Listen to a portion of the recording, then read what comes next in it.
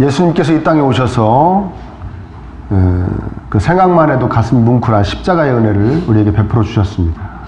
우리의 모든 죄를 대신 짊어지시고 십자가에서 살찌끼시고 피 흘리셔서 죽으심으로 우리 대신 죄값을 치르심으로 우리를 용서해 주시고, 그리고 사흘 만에 부활하셔서 우리도 이제 예수님을 따라서 다 부활할 수 있는 그런 영광을 우리에게 허락하셨죠.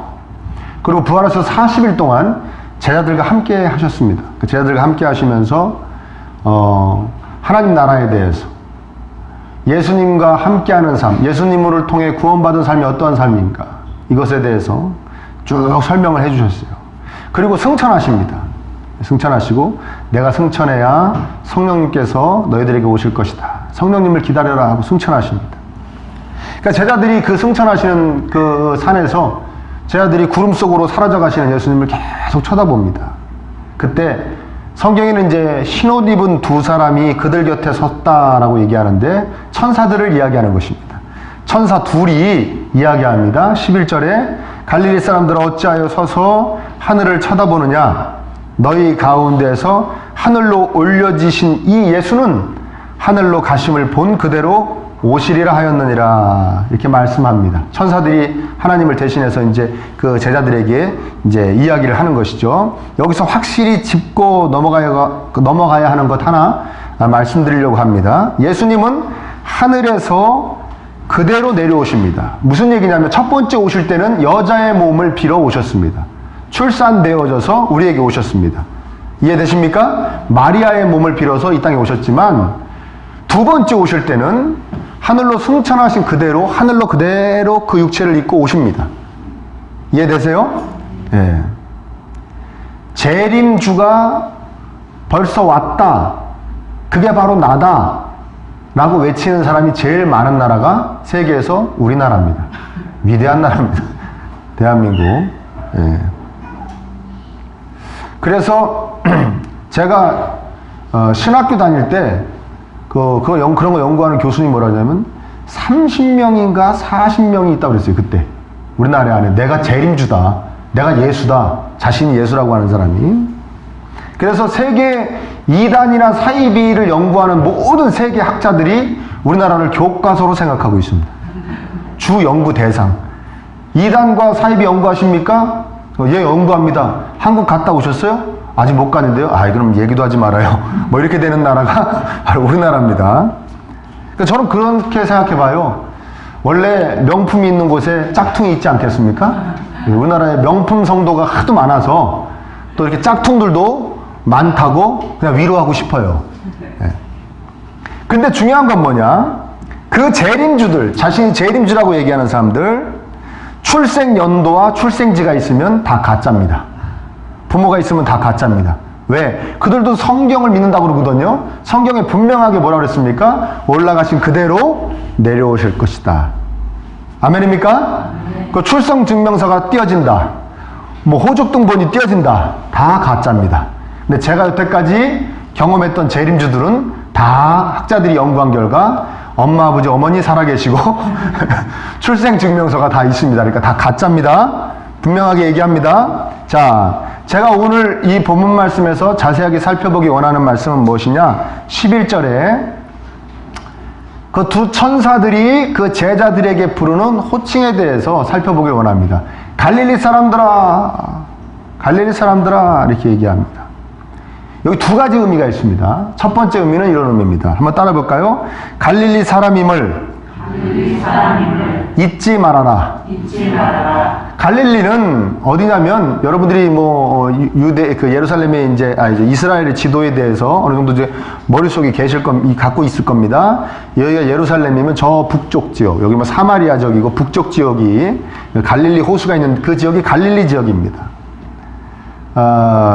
정치적으로나 경제적으로나 영적으로 소외되고 버젓것없게 여겨졌던 지역입니다. 원래는 그 북이스라엘의 땅이었죠. 북왕국의 땅이었습니다. 근데 아수르란 나라가 쳐들어와가지고 다 정복한 다음에 혼혈 정책을 폈다고 그랬지 않습니까? 피가 섞였다 그래가지고 이 남쪽의 유다인, 지금 유태인들은 굉장히 그쪽을 경멸하는, 오히려 이방 민족보다 더 경멸하는, 우리 민족이었는데 피가 섞였다, 더럽다, 뭐 이렇게 여기는 그런 지역입니다. 그런 지역에 오늘 자세하게 말씀드릴 수는 없지만 지금 예수님이 활동하시던 약 한 얼마 전에 이제 거기를 한번 회복해보자, 갈릴리 지역이라도 회복해보자 해가지고 유대 땅에서 지원자들을 받아서 글로 이주 정책을 폈었어요. 이주한 겁니다. 그때 간 사람도 누구냐? 바로 예수님의 그 아버지인 요셉 가문도 글로 갔던 거예요. 그래가지고 호적 정리하라고 그러니까 어디로 갑니까? 갈릴리에서 그 예루살렘 남쪽에 있는 베들레헴까지 내려가잖아요. 그러니까 여기 살던 사람인데 그쪽을 영적으로 한번 다시 살려보자. 지원자들이 으쌰으쌰 해가지고 글로 많이 이주해 올라갔어요. 그래서 그 사람들은 나름대로 자기들이 영적으로 굉장히 어떤 자부심이 있습니다.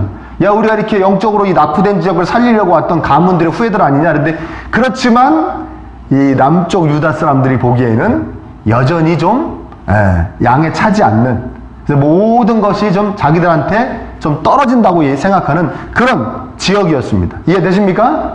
그러니까 갈릴리 사람들아 라는 말은 그렇게 기분 좋은 말은 아닙니다. 요한복음 7장 52절엔 뭐라고 표현합니까? 갈릴리에서는 선지자가 나지 못하느니라 이렇게 표현합니다. 갈릴리에서는 선지자가 나지 못한대요. 하나님의 말씀을 받아서 설명해 줄 수 있는 사람이 날 수가 없대요. 그렇게 무시합니다. 그리고 갈릴리 지역의 한 동네인 나사렛이라는 동네가 누구의 고향입니까? 예수님의 고향이죠. 예수님이 자라신 곳이죠. 거기에 대해서 뭐라고 그럽니까? 요한복음에 보면 나다나엘이라 이렇게 얘기합니다. 나사렛에서 무슨 선한 것이 날 수 있느냐 그렇게 얘기해요. 그쪽 지역에서 뭐 인물이 날 수 있고 뭐 대단한 사람이 날 수 있냐. 거기는 버려진 땅이다. 거기는 정말 좀 못난 인간들이 사는 땅이라는 때가 바로 갈릴리 지역입니다. 근데 지금 예수님 제자들한테 천사들이 뭐라고 부르는 겁니까? 갈릴리 사람들아 라고 불러주는 겁니다. 여러분, 목사님들에 대한 인식이 어떠하신지요? 제가 지금부터 한 10여 년도 더 전인데요. 제가 부교육자로 사역하던 교회에 제 중학교 동창이 있었습니다. 제가 남녀공학을 다녔는데 여자 동창이 있었어요. 근데 그 교회는 이렇게 좀 예배당이 이렇게 좀 뚝뚝 떨어져 있었습니다. 제가 어떤 예배당에서 부교육자로 근무하고 있었는데 제 동창은 다른 예배당에서 섬기고 있었어요. 근데 그쪽에 소식이 왔습니다. 목사님의 동창이 우리 이쪽에 있습니다. 우리 예배당에서 섬기고 있습니다. 그러는 거예요. 제가 반갑겠어요? 안 반갑겠어요? 별로 안 반가웠어요. 제가 학창시절에 좀 개구장이었기 때문에 어떡하지? 그랬더니 거기 이제 그 동창하고 아는 분이 저한테 와서 이렇게 얘기하는 거예요.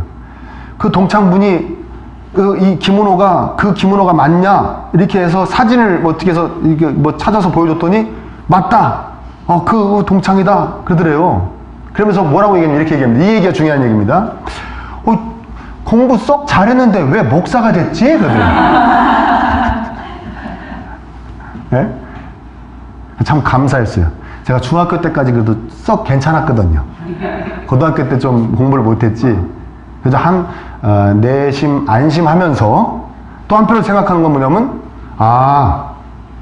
사람들이 대부분 공부 못하는 사람들이 목사 되는 줄 알고 있구나 그런 생각을 했어요.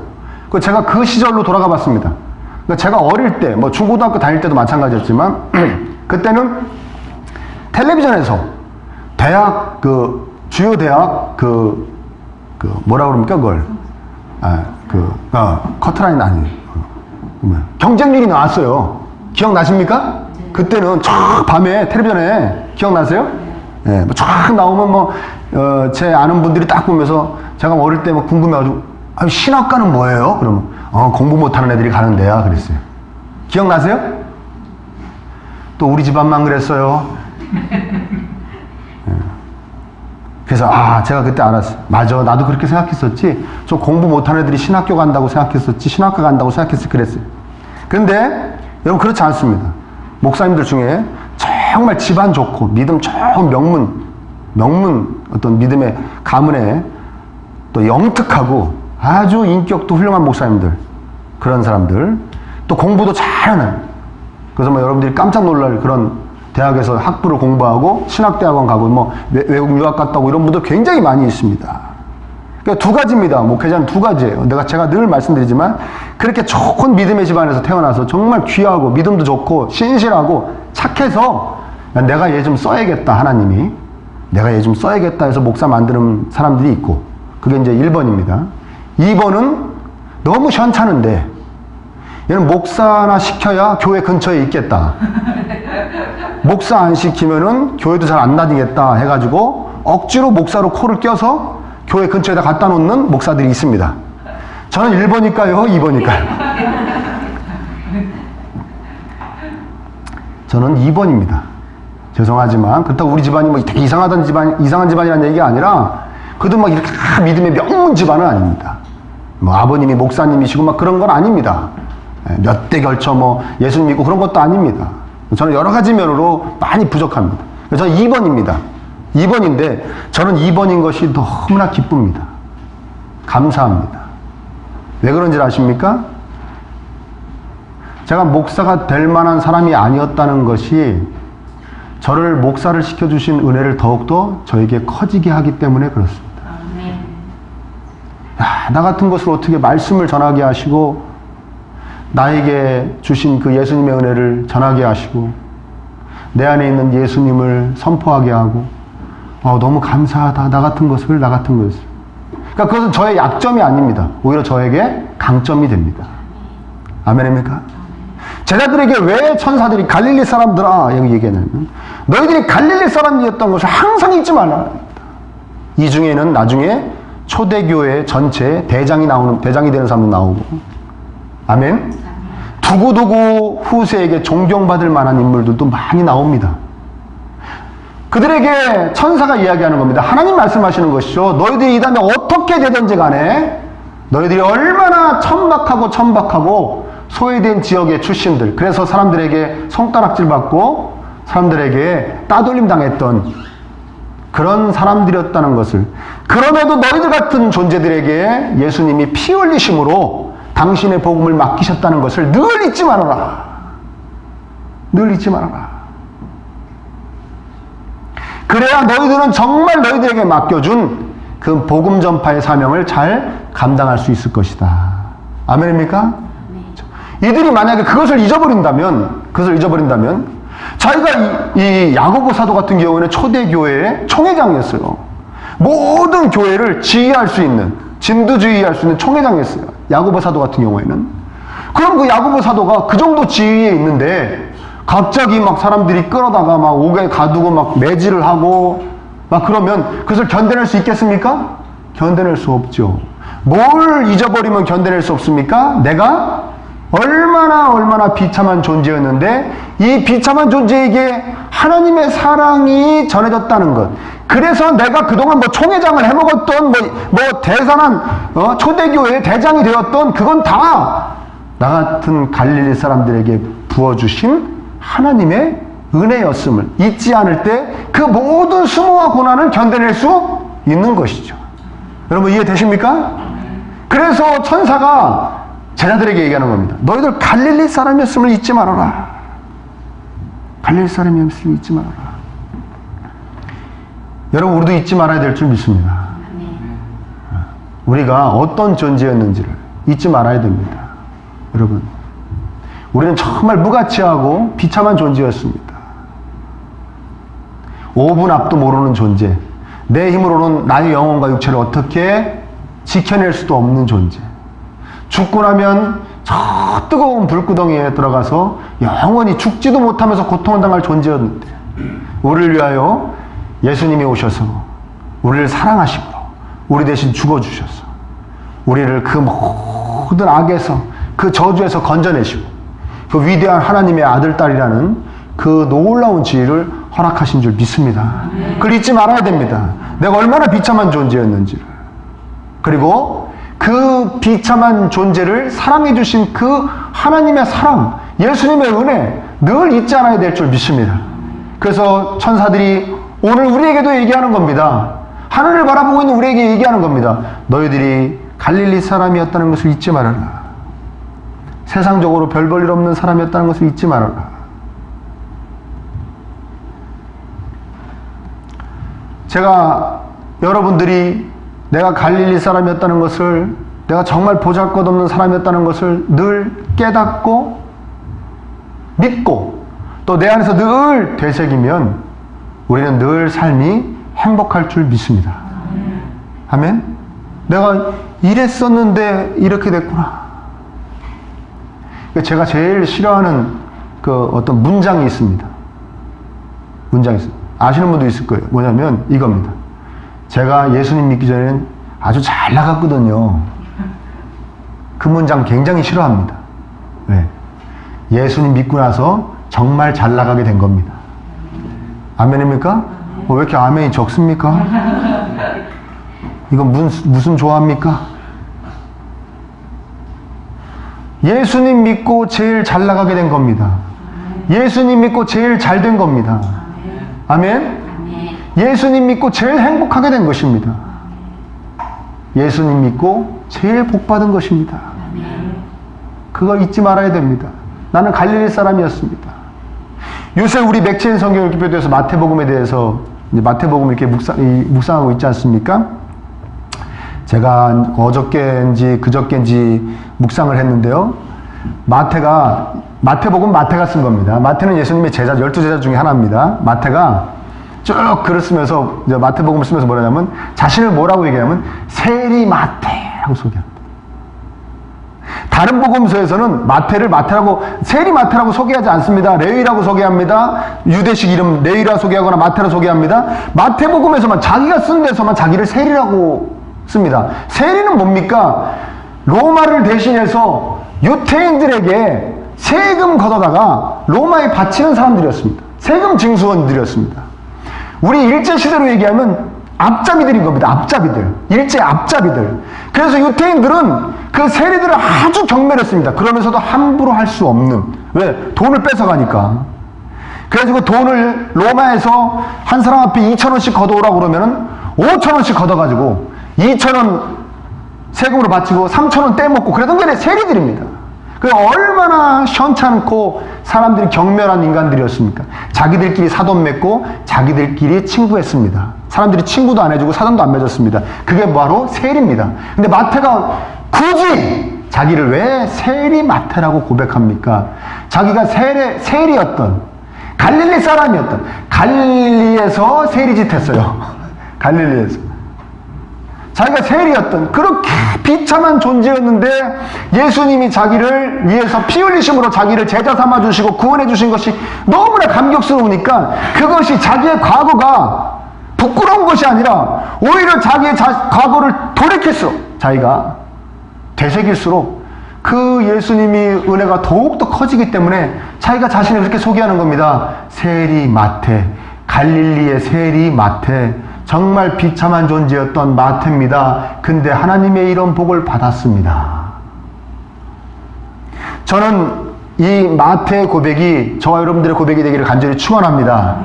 여러분, 나의 낮음을 깨달을수록, 나의 비참함을 깨달을수록 예수님의 은혜는 더욱더 커져간다는 것을 잊지 않는 저와 여러분 되시기를 축원합니다.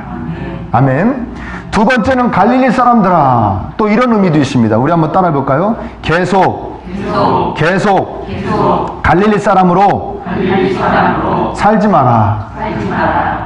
우리 11절에 보면은 천사들이 갈릴리 사람들아 하고선 어찌하여 서서 하늘을 쳐다보느냐 그랬습니다. 그 전에 보면 그 예수님이 쫙 승천하시는데 구름이 가려서 보이지 않는데도 계속 쳐다보고 있습니다. 그러니까 이렇게 얘기하는 겁니다.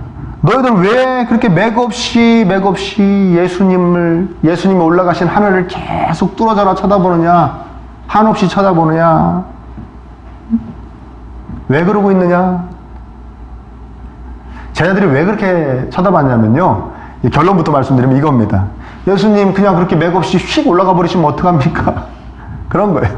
네? 아니 뭐 이스라엘을 뭐 해방시켜 주시던가, 아니면 우리 예수님 계속 3년 동안 따라다니는 우리 제자들 11명, 가룟 유다는 이제 빠졌으니까 제자들 11명만이라도 한 자리씩 좀 주셔가지고 예? 그것 때문에 많이 싸웠거든요. 예수님이 왕 되시면 저는 좌의정 시켜주세요. 저는 뭐 우의정 시켜주세요. 저는 국무총리 시켜주세요. 내무부 장관 시켜주세요. 막 이러고 막 자기들끼리 싸웠거든요. 그겁니다. 아니 그렇게 맥없이 아무것도 안 주고 벼슬을 주는 것도 아니고 그냥 휙 올라가 버리시면 어떡합니까? 계속 쳐다보는 거예요. 이제 우리는 어떡합니까? 이러고 쳐다보는 거예요. 근데 그 제자들을 보고 이 천사들이 얘기하는 겁니다. 너희는 왜 이렇게 맥없이 계속 쳐다보고 있냐? 너희는 뭐 하는 짓이냐는 거예요. 천사들이 뜬금없이 이러는 것이 아닙니다. 제자들도 뜬금없이 이러는 것이 아닙니다. 오늘 우리 본문 6절 한번 보실까요? 6절. 오늘 함께 읽은 6절 본문 한번 읽어보겠습니다. 시작. 그들이 모였을 때 예수께 여쭈어 이르되 주께서 이스라엘 나라를 회복하시니 이때입니까 하니. 그렇죠. 예수님께 여쭙니다. 제자들이 승천하시기 전에 여쭙다는 거예요.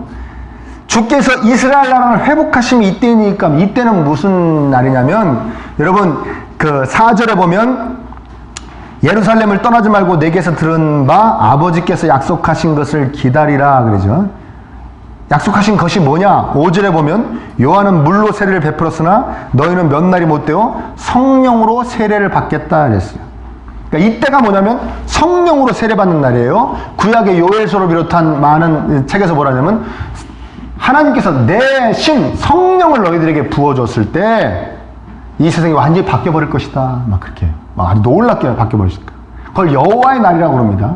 그러니까 제자들이 여호와의 날이 그 날입니까? 하고 묻는 거예요. 여호와의 날이라고 이 사람들은 어떻게 믿고 있냐면 하나님께서 세상을 한번 확 뒤집어 엎으시는 날이라고 생각해요. 그래가지고 이스라엘이 600년 동안 거의 600년 동안 식민지로 살았는데 유대 땅이 이제는 해방되어가지고 오히려 하나님의 능력을 입어 다른 나라를 식민지로 삼는 그런 위대한 나라가 되고 제자들은 거기서 다 한 자리씩 할 줄 알고 있었다고 그랬잖아요. 자기들은 높은 벼슬에 올라서 전 세계를 지배하는 그날을 얘기하는 거예요. 그날이 그날입니까? 하고 여쭙는 겁니다. 예수님에게 성령을 부어주시니까 그날이 그날입니까? 계속 여쭙는 거예요. 근데 원어로 보면 한 번 여쭌 게 아니에요. 6절은 이렇게 해야 됩니다. 그들이 모였을 때 예수님께 계속해서 여쭈어 이르되 별 때마다 여쭌 것 같아요. 그날이 그날이죠? 그날이 그날이죠? 이스라엘이 이제 식민지에서 해방되고 우리들이 이제 높은 벼슬에 앉게 되는 것이죠? 대단한 사람 되는 것이죠? 그날이 그날이죠? 그날이 그날이죠? 계속 여쭙는 거예요. 그러니까 예수님께서는 뭐라고 그럽니까? 7절에 이르시되 때와 시기는 아버지께서 자기의 권한에 두셨으니 너희가 알 바 아니요. 아버지 하나님이 그 때와 시기는 알고 계시다. 그렇게 하실 것이다. 니네는 거기 신경 쓰지 말고 거기 집중하지 말고 8절에 뭐 하라고 그러십니까? 8절 한번 같이 읽어보겠습니다. 시작. 오직 성령이 너희에게 임하시면 너희가 권능을 받고 예루살렘과 온 유대와 사마리아와 땅끝까지 이르러 내 증인이 되리라 하십니다. 오직 너희들 신경 쓰지 말고 그날이 그날인지 신경 쓰지 말고 오직 너희들이 집중할 것은 성령이 임하시면 권세와 능력을 받아서 성령님이 주시는 권세와 능력을 받아서 가까운 곳에서 먼 끝까지 땅 끝까지 이르러 나 증거해라. 나 가서 전해라. 내가 어떤 존재인지 내가 너희들에게 어떠한 일을 해줬는지 어떠한 은혜를 베풀었는지 그것을 전해라. 사람들에게 알려라. 너희들이 증인이 되어야 된다. 그 얘기를 하시는 거예요. 그 얘기를 하시는 거예요. 아멘. 여러분 제자들이 그 제자들에게 이 천사들이 얘기하는 겁니다. 이제 그만 그거 바라고 있어라 이거. 우리 어떻게 가시면 어떡합니까? 우리가 저 나라 회복해서 이스라엘 회복해가지고 우리 한 자리씩 주신다고 그랬잖아요. 예수님 뭐라도 주고 가셔야지. 그렇게 가시면 어떡합니까? 이거 그만하라는 거예요. 제자들은 충분히 핑계할 수 있습니다. 우리가 너무나 그동안 몇백 년 동안 식민지로 살았으니까, 짓눌려 살았으니까, 우리는 갈릴리 사람으로 늘 소외되고 차별받았으니까, 우리가 그런 거 강구하는 거 당연한 거 아닙니까? 라고 얘기하는 것이고, 하나님 뭐라고 얘기하시는 겁니까? 그거 좀 그만 지금 구하고, 이제 좀 딴 생각 좀 하면 안 되겠니? 라고 말씀하시는 거예요. 여러분, 우리하고도 똑같지 않습니까? 우리 제자들하고 우리하고 똑같지 않습니까? 우리도 삶에 필요한 거 많이 있죠? 아멘? 뭐가 제일 필요합니까?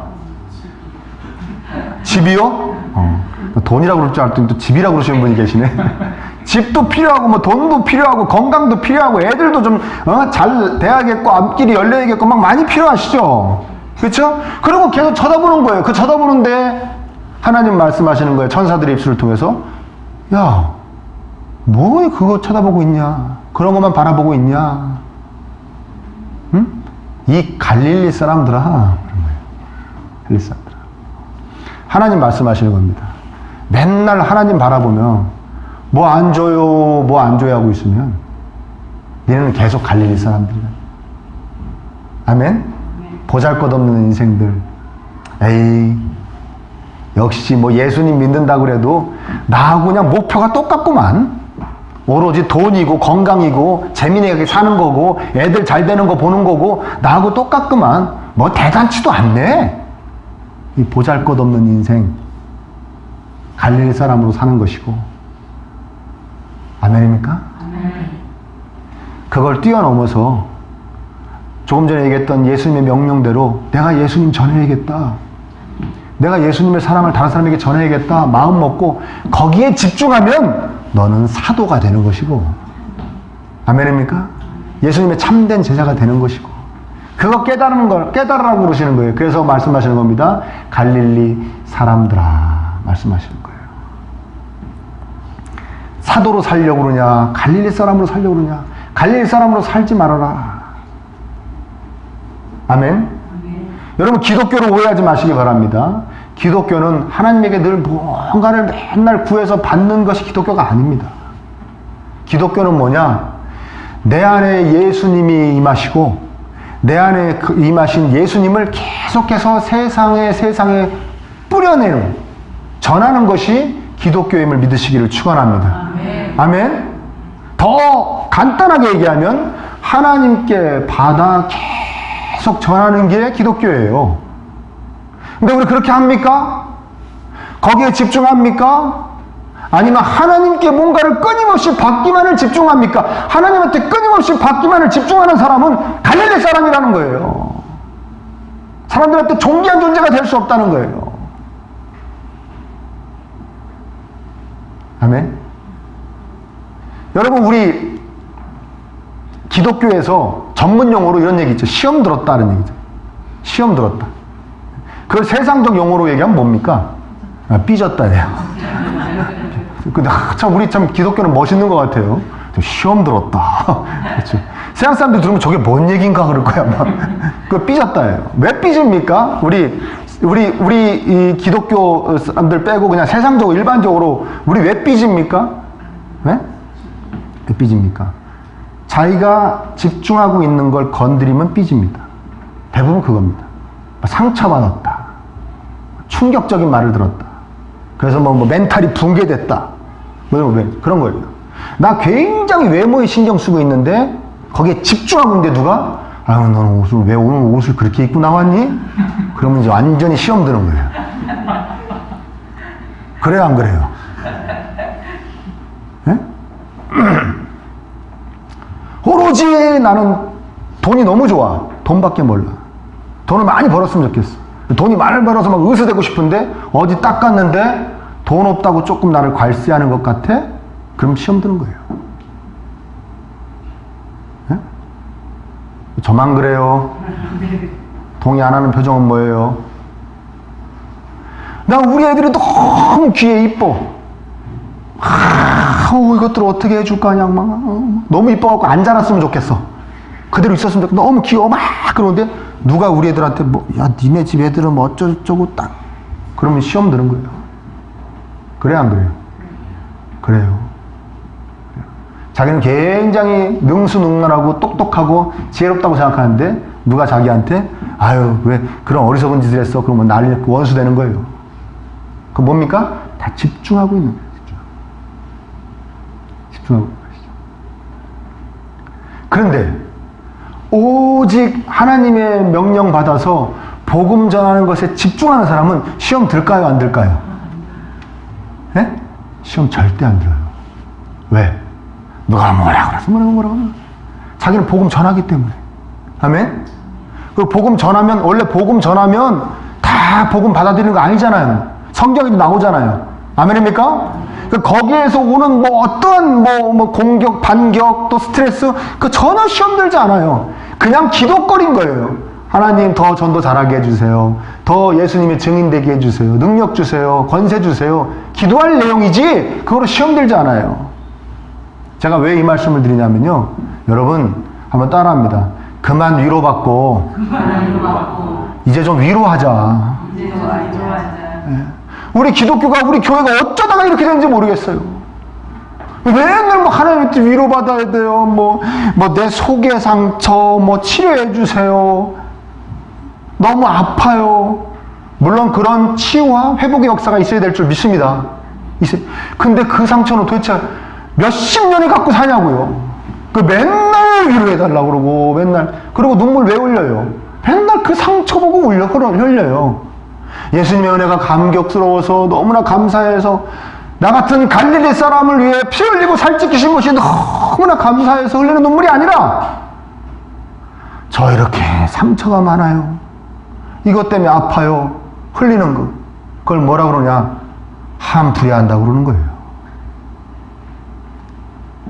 그 한풀이만 하고 있으면 하나님 말씀하시는 거예요. 너는 갈릴리 사람밖에 안 된다는 거예요.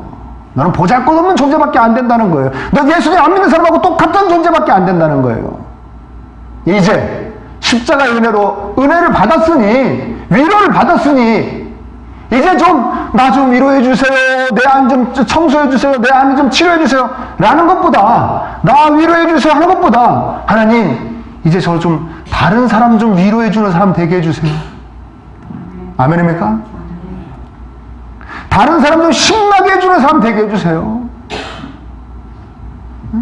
다른 사람 행복하게 해줄 수 있는 사람 되게 해주세요. 그래야 네가 존귀한 존재가 되는 거예요. 된다고 말씀하시면 그래야 네가 존귀한 존재가 되는 것이다. 아멘. 여러분 아까도 얘기했지만 우리가 갈릴리 사람은 참 천박한 존재라고 그랬어요. 비참한 존재라고 그랬어요. 그거 잊지 말라고 그랬죠. 근데 우리 그 갈릴리 사람들이 왜 귀한 존재로 변했습니까? 누구와 계시기 때문에 그렇습니까? 예수님이 와 계시기 때문에 그렇습니다. 나 같은 존재 안에 창조주가 임하셨기 때문에 나 같은 갈릴리 사람에게 창조주가 임하셨기 때문에 내가 존귀한 존재가 되는 거예요. 아멘? 그게 존귀한 존재가 되는 비결입니다. 여러분 아까도 얘기했지만 그거 누가 툭 건드리면 그냥 바로 시험 들어버릴 삐져버릴 그런 걸로 존귀하게 되려는 생각을 버리시기를 축원합니다. 돈으로 존귀하게 되고 건강으로 존귀하게 되고 뭐 명예로 존귀하게 되고 사람들의 칭찬으로 존귀하게 되고 자식들로 존귀하게 될 생각을 버리시고 여러분의 안에 정말 존귀하신 분이 가득해서 예수님의 십자가의 은혜가 가득해서 정말 존귀하게 되시는 여러분 되시기를 축원합니다. 여러분 우리 자녀들도 그런 존재 되어야 되지 않겠습니까? 세상에 존귀함을 받은 존재들이 되어야 되지 않겠습니까? 여러분 라이언 일병 구하기라는 영화 보셨습니까? 2차 세계대전 때 미국의 어느 가정에 아들 넷이 2차 대전에 참전해요. 아들 4명이. 그런데 위에 3명이 전사예요. 위에 3형이. 막내 아들 하나 남았는데 그 막내 아들이 라이언이에요. 라이언 일병이에요. 근데 이제 노르망디 상륙작전을 통해서 이미 낙하산 타고 적진에 떨어져 있어요, 지금 이미. 육군 참모총장이, 미국 육군 참모총장이, 얘는 살려와라. 나 도저히 그 이미 아들 셋을 잃은 엄마한테 하나 남은 아들까지 전사했다는 통보를 나는 도저히 보낼 수 없으니, 니들이 가서 부하들한테 명령하는 거예요. 니들이 가서 무슨 일 있든지, 니들이 다 죽어도 걔는 살려와라 그래요. 그래서 그 명령을 받고, 그 밀러데이라는 사람이 이제 적진에 들어가서 이제 자기 부하들 데리고 그 라이언 일병을 찾아다니는 거예요. 그 적진을 막 뚫고 막 소문 듣고 뭐 소문해 해가지고 가서 그 라이언 일병을 찾아요. 그 라이언 일병한테 얘기해요. 내가 우리 명령 받아가지고 너 구하러 왔다. 그러니까 라이언 일병이 얼마나 황당합니까? 형들 죽은 슬픔도 있고. 그런데 다 이제 라이언 일병만 이제 살 수 있게 해주고 나머지들이 다 죽게 생겼어요. 나머지들이 다 죽어야 라이언 일병이 살게 생겼어요, 마지막에. 그러니까 라이언 일병이 양심이 있어가지고 자기도 여기서 싸운다고 그러는 거예요. 뻔히 다 죽을 줄 아는데 나 혼자 못 도망가겠다는 거예요. 그러니까 거기서 이제 밀러데이라는 사람이 뭐라고 얘기해, 이렇게. 우린 너희들 너 구하러 왔으니까 됐고, 이렇게 얘기합니다. 가치 있게 살아라. 함부로 살지 마라. 헛살지 말아라. 가치 있게 살아라. 여기서 너 대신 죽어간 사람들을 생각하며 우리 목만큼 정말 가치 있게 살아라. 이 영화 마지막에 그 살아난 그 라이언 일병이 이제 막 백발이 돼가지고 부인과 자식들을 데리고 그 밀러데이 그 묘지 앞에 딱 와서 부인한테 얘기해요. 얘기 좀 해주라고. 나 그래도 가치 있게 살려고 애쓴 걸 얘기 좀 해달라고 그래요. 부인이 얘기해줘요. 그게 마지막이에요. 여러분, 예수님이 우리에게 그렇게 말씀하실 줄 믿습니다. 내가 너를 위해 죽어줬으니 가치 있게 살아라. 존귀하게 살아라. 존귀하게 살아라. 이미 나로 인해 넌 존귀해졌으니 나 전해라. 우리 그런 거 아니겠습니까? 존귀한 삶이 내가 나를 위하여 피 흘리신 예수님을 누구에게 전하면 그 사람이 그 전함으로 통해서 위로를 받고, 아멘, 새 힘을 얻고 눈물을 흘리고, 그런 삶이 존귀한 삶 아니겠습니까? 매일 그냥 돈 주세요, 집 주세요, 애들 어떻게 해주세요, 내 마음에 뭐 삐졌어요, 상추로 위로해 주세요, 이렇게 사는 사람 말고, 갈릴리 사람으로 살지 말고 예수님은 존귀하게 살아라. 이미 너는 나로 인해 존귀해졌으니 나로 인해 풍성해지고 그 은혜 전하면 너는 존귀해진다. 아멘입니까? 뭐 받을 생각 말고 이미 받은 거 전하려고 그래라. 이미 받은 거 베풀려고 그래라. 이미 받은 것으로 섬기려고 그래라. 그럼 너는 존귀해질 것이다. 우리 그런 삶을 살아야 될 줄 믿습니다. 그것이 우리를 위하여 기꺼이 목숨 버려주신 예수님의 목숨값 하며 사는 삶인 줄 믿습니다. 존귀해지시기를 축원합니다. 우리도 존귀해지고 우리 자녀들도 존귀해지는 그런 아름다운 역사가 우리의 삶에 넘쳐나야 될 줄 믿습니다.